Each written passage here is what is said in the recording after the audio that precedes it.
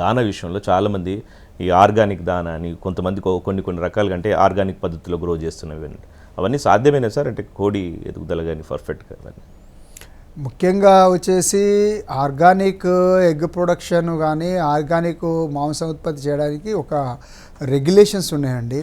ఆ రెగ్యులేషన్స్ అనేవి ఫాలో కావాలి. ముఖ్యంగా వచ్చేసి ముఖ్యంగా దాంట్లో ఆర్గానిక్ ఎగ్ ప్రొడక్షన్ ఆర్గానిక్ అంటేనే so free from the pesticides, ఎలాంటి కానీ పెస్టిసైడ్స్ కానీ ఎలాంటి మందులు అంటే ఇతరత క్రిమి సంహారకమైనటువంటి మందులు లాంటివి ఏవి కూడా ఆ యొక్క పంట మీద కానీ దేని మీద కూడా చల్లకుండా ముఖ్యంగా నేచురల్గా ఉన్నటువంటి వాటిని వాడేసేసి పెంట లాంటిది వాడి సో ముఖ్యంగా క్రాప్ను ప్రొడ్యూస్ చేసి అలాంటివి ఇస్తేనే అది ఆర్గానిక్ కింద ఉంటుంది. దానికి రూల్స్ అండ్ రెగ్యులేషన్స్ ఉన్నాయండి, అవి చేయవచ్చు. సో దానికి ముఖ్యంగా వచ్చేసి మన భారతదేశంలో కూడా కొన్ని ప్రదేశాల్లో చేస్తున్నారు ఆర్గానిక్ ఎగ్ కానీ ఆర్గానిక్ మీట్ కానీ, కాకపోతే ఇంకా అంత ఫెమిలియర్గా రాలేదు.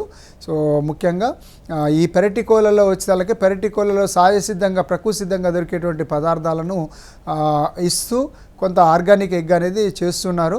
దానికి ప్రొడ్యూస్ చేసిన తర్వాత దానికి సర్టిఫికేషన్ అనేది అవసరం కనుక వీటిని ముఖ్యంగా దానిలో ఉన్నటువంటి రూల్స్ అండ్ రెగ్యులేషన్స్ ఫాలో కావాల్సి ఉంటుందండి.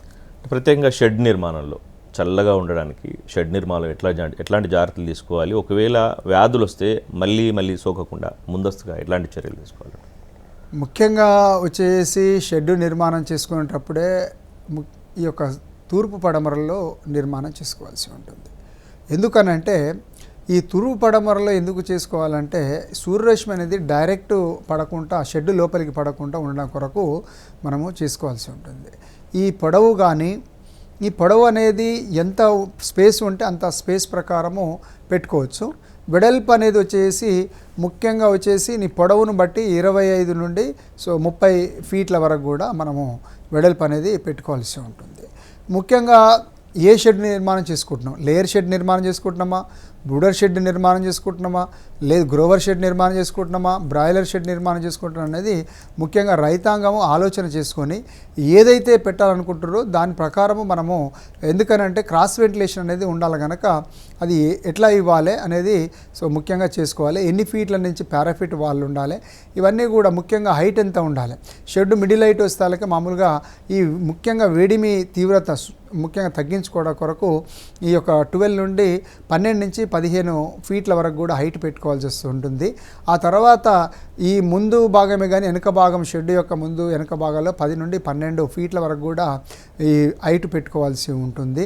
ఈ యొక్క షెడ్ నిర్మాణం చేసుకునేటప్పుడు కూడా ముఖ్యంగా రైతాంగం అబ్జర్వ్ చేయాల్సింది ఆస్బెస్టాస్ షీట్స్ లాంటివి కానీ వాడవలసి ఉంది. ఆస్బెస్టాస్ షీట్స్ వల్ల ఏమవుతుందంటే ఈ వేడి తీవ్రత అనేది లోపల ఉండకుండా ఉండడము, ఆ తర్వాత ఎండాకాలంలో వచ్చేసి పైన వైట్ వాష్ లాంటిది వేసుకోవడము, లోపల ఈ బ్లాక్ లాంటిది చేసుకోవడం వల్ల హీట్ని లోపల ఉన్నటువంటి హీట్ని అబ్జర్వ్ చేసుకోవడము, ఆ తర్వాత బయట ఈ యొక్క సూర్యకాంతి అనేది పరివర్తన చెందడానికి బయట యొక్క తెల్ల రంగు వేసుకోవడము, ఇలాంటి నిర్మాణాలు చేసుకోవాల్సి ఉంటుంది.